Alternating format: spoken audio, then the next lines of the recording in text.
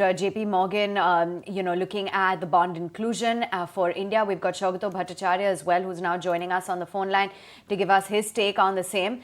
Saugata, just wanted to understand what exactly this would mean for India, given that now this move is going to really set the stage for billions of dollars of inflows. Yes, hi, good morning. Thank you for having me on your show.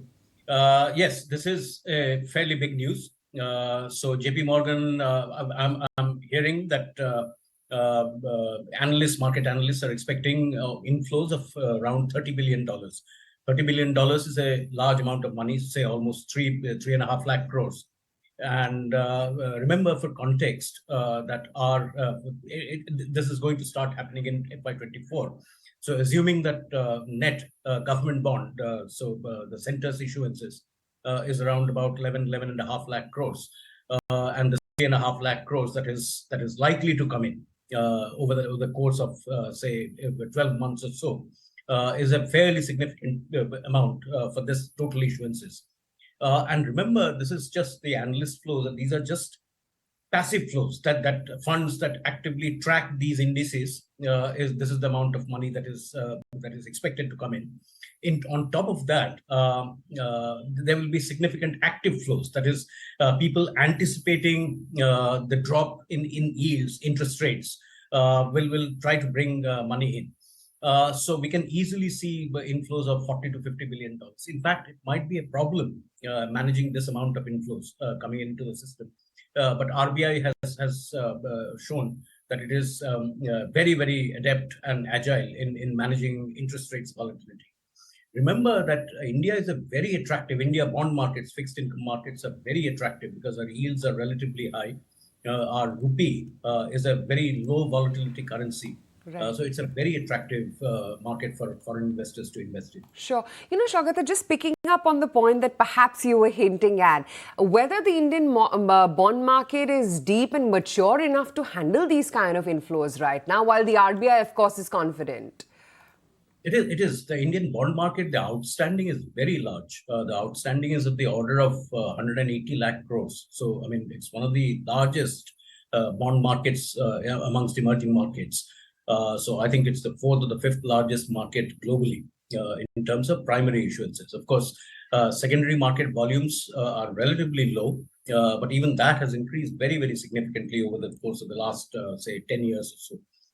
So it is possible to handle. I mean, this is not a difficult issue because remember, the good news, the even better news amongst all of this is that banks hold a significant amount. I think about 40 to 45% of the total holdings of securities is held by banks. Now, if this gets transferred over to foreign institutional FPIs or other bond investors in the market, this opens up the balance sheets for banks, insurance companies, etc. So that will provide them incremental room for lending to corporate debt. I mean, corporate credit or corporate bonds, etc. So this has large ramifications outside the immediate the government bond market. So this has significant ramifications. So I think it should be possible to handle. RBI will probably have to support such a move by bond buying, etc., which is another area where interest rates are likely to come down. So this is a fairly significant move, yes. The other point that, Saugata, you're making, the kind of ramifications and repercussions that it has for the universe at large, what would it really mean for, say, the cost of borrowing for corporates and banks? So, well, I mean, it's difficult to say that immediately. When the market opens today, we'll get an immediate sense of how much the benchmark 10-year government yields, which are now trading around 7.717%. What the immediate implications are. But this, say, of the total issuance size, if 1/3 is a new market that is opening up, bond yields can fall I mean, I don't want to get into numbers, but easily 30-40 basis points.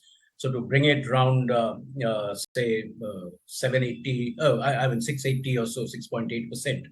In addition to that, remember that at some point in time in FY25, the next fiscal year, we also expect RBI, the MPC, Monetary Policy Committee, to start cutting rates in line with global rate falls.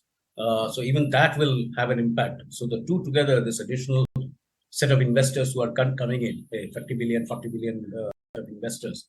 And on top of which we are expecting rate cuts. So this is likely to have a very significant impact on bond yields, which will have other problems as well. I mean, to manage this volatility exactly as you mentioned. So the role of the Reserve Bank will be very significant. In addition to that, whatever the government of India, the Finance Ministry does in terms of managing the issuance, the program, are likely to be are likely to be required as proactive measures to control this volatility.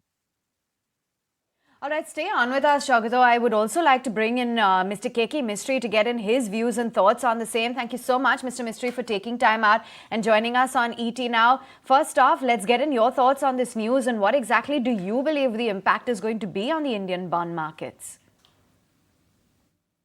First of all, I think it's a fantastic thing from our perspective. It's something we were expecting about 7 or 8 months ago, and for some reason it didn't happen at that point of time. But it's never too late. It shows India's power, India's increasing importance on the global stage. We are, after all, the fastest growing economy in the world. So my sense is by inclusion in the JPMorgan index, we can get about $25 to $30 billion coming into India through this process over the next 12 months, once it starts. So it's good for the economy. It's good for the foreign exchange reserves. Our forex reserves, as you know, were at one time nearly 600 billion, and they came down to about 550 odd billion a few months ago. But in the last probably 6 months or so, we recouped all that losses and we come back to a reserve position close to 600 billion. So this would only further improve that. So, Mr. Mistry, do you think Indian bond market is deep enough and mature enough to deal with this volatility? No, I think it's completely. Of course, Indian markets are mature enough to deal with it. I don't think that is an issue at all. And obviously, this means this is a huge opportunity because it will make borrowing from overseas that much easier, that much more cheaper. So, will this take away the entire sheen from the dollar bonds and the impact of this on the rupee?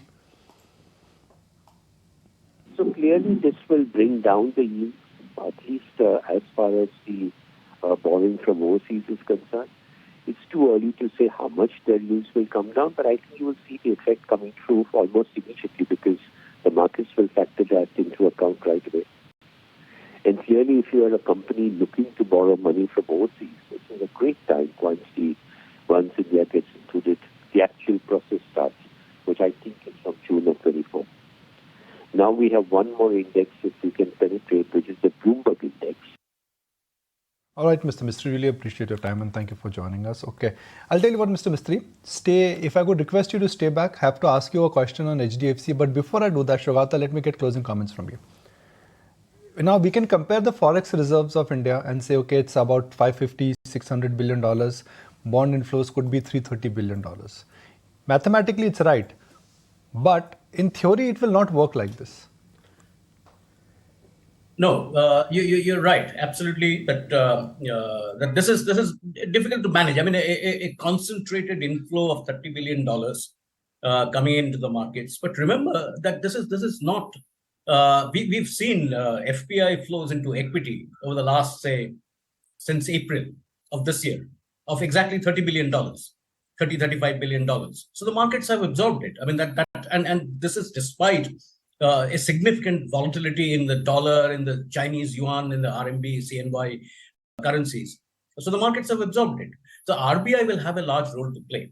And I believe they have the room in the forex reserves, as you mentioned, $600 billion, to add $630 billion to be able to absorb this. The RBI will obviously have a large role to play. But then overall, say the bank deposits will grow at, say, 10%.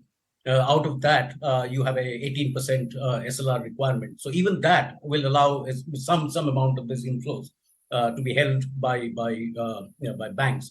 And there are the other large holders, the provident fund companies, the insurance companies, etc., who will also be able to draw a significant amount. But I agree that this is not going to be very easy. It's not going to be a simple process. But I think the RBI in coordination with the government have shown that they're able to manage inflows like this. So I don't think this is an extraordinary situation, but this is very beneficial for the entire interest rate regime in the country. One final question, Saugata. We are starting with JPMorgan. I'm sure Bank of America, Merrill Lynch, other brokerages also would be having a similar kind of a thought. So the $330 billion what JPMorgan is alluding to, is that their index or this is the universe which they are referring to? I think this is their index. Remember there are three major indices: the JPMorgan, the FTSE Russell, and there's the Barclays index, Bloomberg Barclays index. So there are these three indices. So this is just the numbers that we are talking about, 1% addition to an additional 10%, that works out to approximately $30 billion. But their holding, I think, is about 230 something billion dollars that in the index. The bond holders who participate in this index. So I don't want to remember, jump. I don't want to jump on any kind of a conclusion here. But what you're telling is that it's like early Diwali, early Christmas. Everything has come early for the bond market because the bond market in the run-up to the actual inclusion will start factoring this in.